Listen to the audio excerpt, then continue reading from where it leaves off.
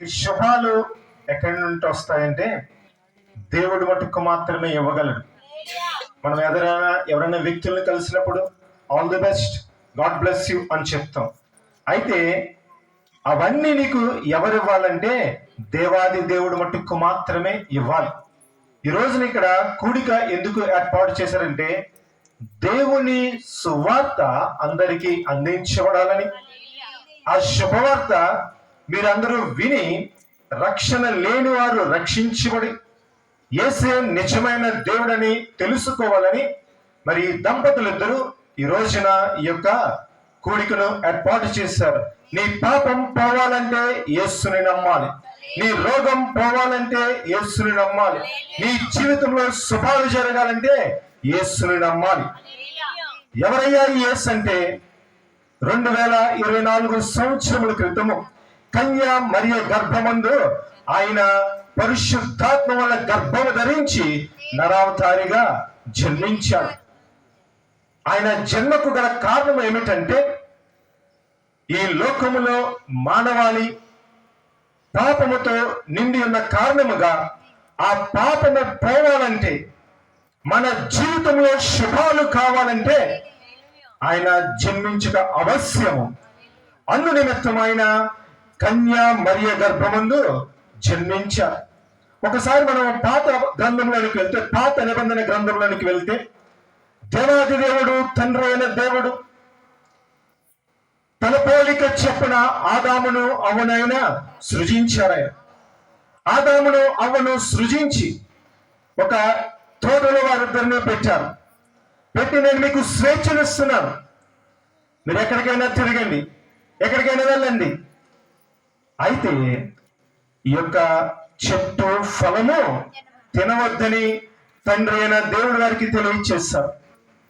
వారు చక్కగా ఆ యొక్క తోటలో ఉంటూ చక్కగా తిరుగులాడుతుంటుండగా, మనం సంతోషంగా ఉంటే కొంతమంది చూడలేరు, ఎదుటి వారు కొంతమంది చూడలేరు. అలాగే అక్కడ ఆదాము గారు అవ్వగారు సంతోషంగా ఉంటే సాతాను వచ్చింది. వీరిద్దరు సంతోషంగా ఉండకూడదు, వీరి సంతోషాన్ని చెడగొట్టాలని అక్కడ సాతాను వచ్చి ఏం చేసిందంటే అవ్వగారి హృదయంలో ఒక బీజం వేసింది. ఆ బీజం ఏమిటంటే, నీ తండ్రి నీకు చెప్పాడు ఈ యొక్క వృక్ష ఫలము తినవద్దని, అది తప్పది, ఇది తింటే ఇంకా నీలో వెలుగు వస్తుంది, ఇంకా తేజస్సు వస్తుంది, ఇంకా నువ్వు ఎక్కువ జీవిస్తావని ఆ యొక్క విష బీజం వేసి ఆ యొక్క అవ్వ ఆదాము గారు ఆ యొక్క ఫలము తినేటట్టుగా అక్కడ సాతాను వారిని ప్రేరేపించింది. ఎప్పుడైతే దేవుడు వద్దన పనిని ఆ యొక్క అవ్వ ఆదాము చేయటం జరిగిందో అప్పుడు వారిద్దరూ పాపానికి బానిసలైపోయారు. మరి ఆ యొక్క పాపము నుండి విడుదల పొందాలంటే, మానవాళి ఆ యొక్క పాపము నుండి మరి విడిపించబడాలంటే ఒక వ్యక్తి ఒక కారణ జన్మడి లోకంలో జన్మించాలి. ఆయన పరిశుద్ధుడై ఉండాలి, ఆయన నీతివంతుడై ఉండాలి, ఆయన ఏ పాపము చేయని వాడి ఉండాలి. అట్టి రీతిగా మరి ఆ యొక్క వ్యక్తి ఉన్నప్పుడే మానవుని యొక్క పాపముల నుండి విడిపించబడతారు.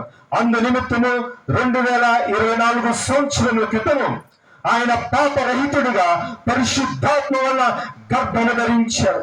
నీ యొక్క పాపములను, నా యొక్క పాపములను ఆయన తీసివేసి మనలో ఉన్న ఆ యొక్క చెడును గాని ఆ యొక్క చీకటిని గాని తీసివేసి మన జీవితంలో వెలుగును దయచేయాలని లోక రక్షకుడు మన హృదయంలో జన్మించాలని దావీదు పట్టణమందు రాయబడింది కదా.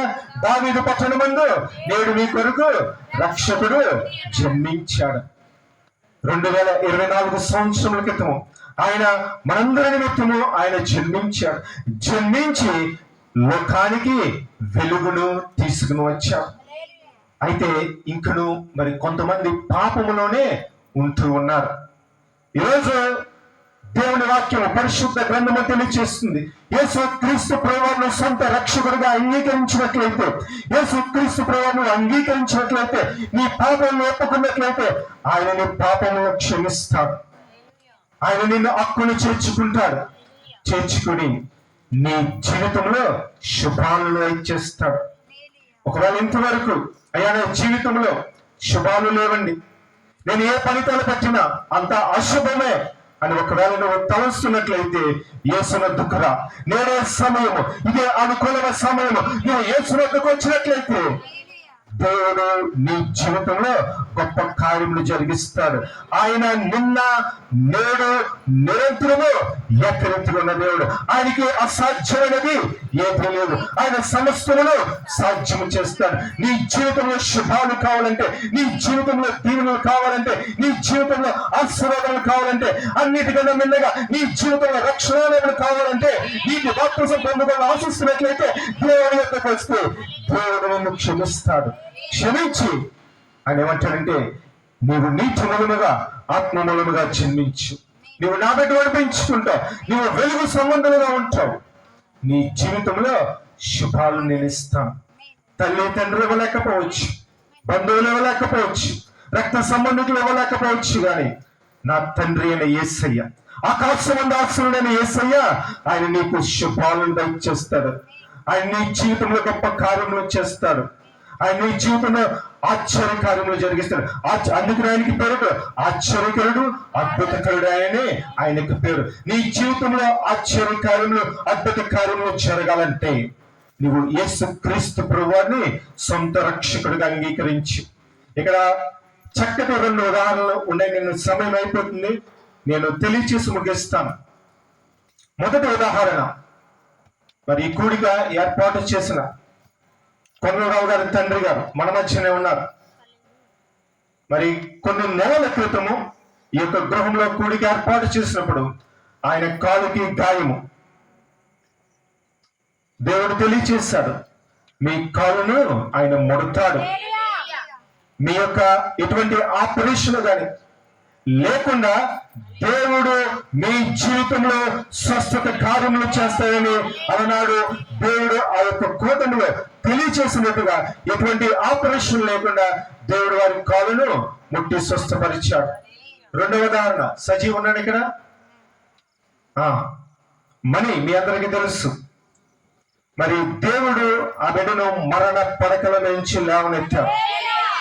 ఇక బ్రతకడు అని అనుకుంటున్న సందర్భంలో మన మధ్య ఉన్న మరి సత్య స్వరూప గారు మాకు ఫోన్ చేసినప్పుడు ఒక మాట అన్నాం.